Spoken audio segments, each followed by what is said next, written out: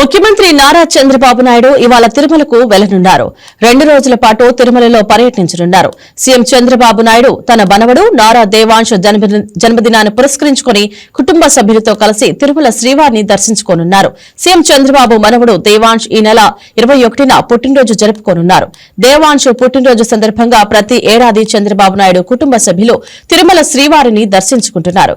ఈ ఏడాది కూడా దేవాంశ్ పుట్టినరోజు సందర్భంగా సీఎం చంద్రబాబు నాయుడు కుటుంబ సభ్యులు తిరుమల శ్రీవారిని దర్శించుకోనున్నారు.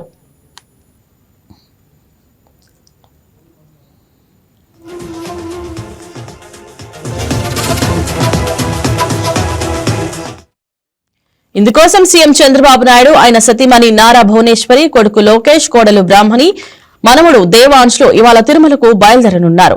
సీఎం చంద్రబాబు నాయుడు ఇవాళ సాయంత్రం తిరుపతిలోని అగ్రికల్చర్ యూనివర్సిటీలోని హెలీప్యాడ్ కు చేరుకుంటారు.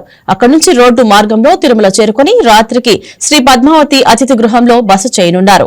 సీఎం చంద్రబాబు తన కుటుంబ సభ్యులతో కలిసి శనివారం ఉదయం తిరుమల శ్రీవారిని దర్శించుకోనున్నారు. అనంతరం తరిగొండ వెంగమాంబ సత్రంలో దేవాంశ్ జన్మదినం సందర్భంగా అన్నదానం నిర్వహించనున్నారు. భక్తులకు చంద్రబాబు ఆయన కుటుంబ సభ్యులు స్వయంగా అన్నప్రసాదాలు వడ్డించనున్నారు. అనంతరం సీఎం చంద్రబాబు నాయుడు తిరిగి అగ్రికల్చర్ యూనివర్సిటీలోని హెలీప్యాడ్ కు చేరుకుని తిరుగు ప్రయాణమవుతారు.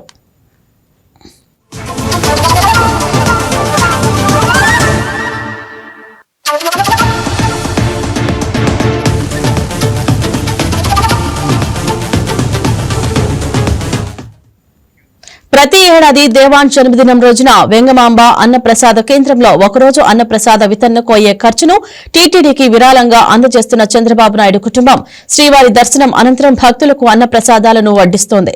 ఇందులో భాగంగా ఇప్పటికే ఒకరోజు అన్నప్రసాదంకు అయ్యే మొత్తం 44 లక్షల విరాళాన్ని టీటీడీకి అందజేసినట్లుగా తెలుస్తోంది.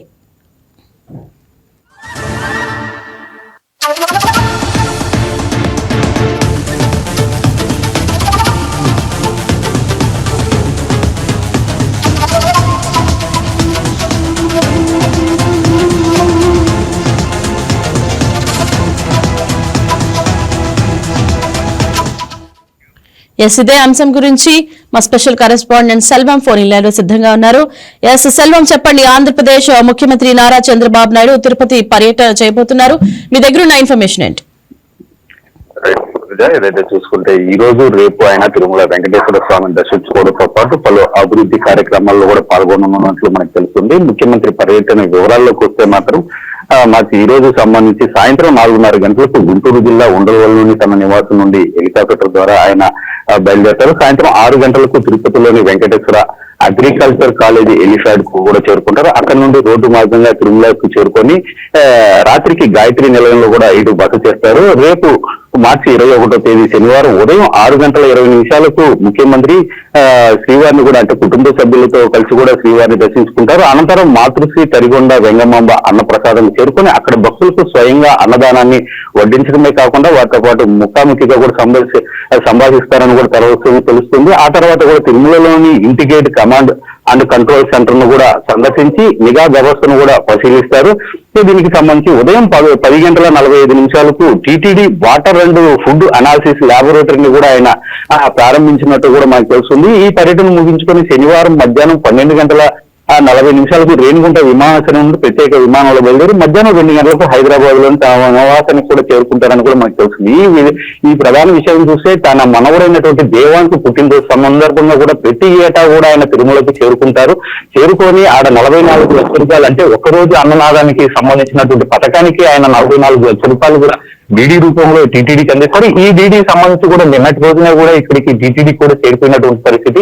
ఈ నేపథ్యంలో ఈ రోజు సాయంత్రం కూడా ఈ తిరుమల కంటే కుటుంబ సభ్యులతో ఇటు నారా లోకేష్, అదేవిధంగా నారా బ్రాహ్మణి, అదేవిధంగా ఆయన సతీమణితో కూడా చేరుకొని అక్కడ ఉన్నటువంటి ఈ రోజు రాత్రి తిరుమలలోనే బస చేసి రేపు ఉదయం స్వామివారిని దర్శించుకున్న అనంతరం కూడా తరిగొండ వెంగమాంబ అన్న ప్రసాద కేంద్రంలో మనవుడు పుట్టినరోజు సందర్భంగా కూడా అక్కడ ఉన్నటువంటి భక్తులకు కూడా స్వయంగా వీళ్ళే కూడా అన్నదానం చేయనున్నట్టు కూడా మనకు తెలుస్తుంది. ఈ నేపథ్యంలో చూసుకుంటే మాత్రం తిరుపతి జిల్లా కలెక్టర్ వెంకటేశ్వర్ కావచ్చు, జిల్లా ఎస్పీ సుబ్రాయుడు కావచ్చు, వీళ్ళు కూడా ప్రత్యేక నిఘాను కూడా ఏర్పాటు చేసినటువంటి పరిస్థితి. ఈ నేపథ్యంలో దీనికి సంబంధించి కూడా పూర్తి స్థాయిలో ట్రయల్ రన్ కూడా నిర్వహించారు.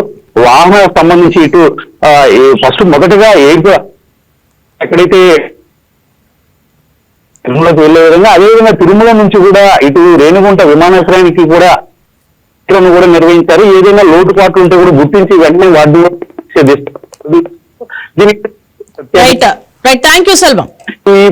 కూడా